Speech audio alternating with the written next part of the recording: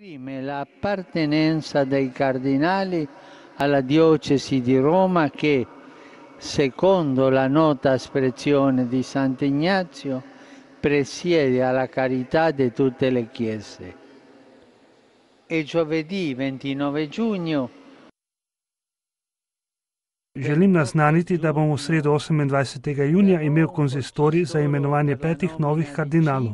Njihov izvor iz različnih delov sveta kaže na katoliškost cerkve, razširjene po vsem svetu, in podelitev naziva ali diakonije v urbe izraža pripadnost kardinalu rimskih škofiji, ki po znanem stavku svetega Ignacija Antiohijskega predseduje v dejavni ljubezni vsem cerkvam.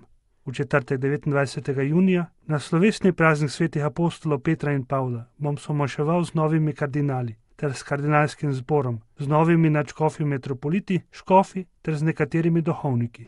Ecco i nomi dei nuovi cardinali. Tu so imena novih kardinalov. Monsignor Gian Cervo, Nadškof Bamaka, Mali.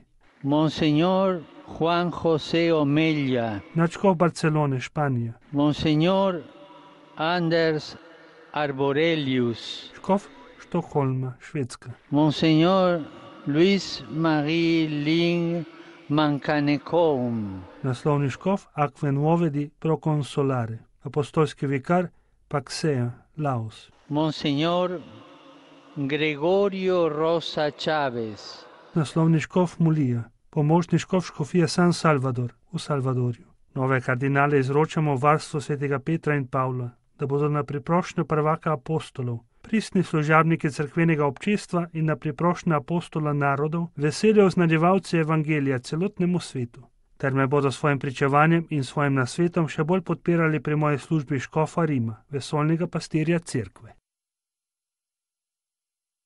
siano autentici servitori della comunione ecclesiale e con quella dell'Apostolo delle genti siano annunciatori gioiosi del Vangelo nel mondo intero e con la loro testimonianza e il loro consiglio mi sostengano più intensamente nel mio servizio di Vescovo di Roma, pastore universale della Chiesa.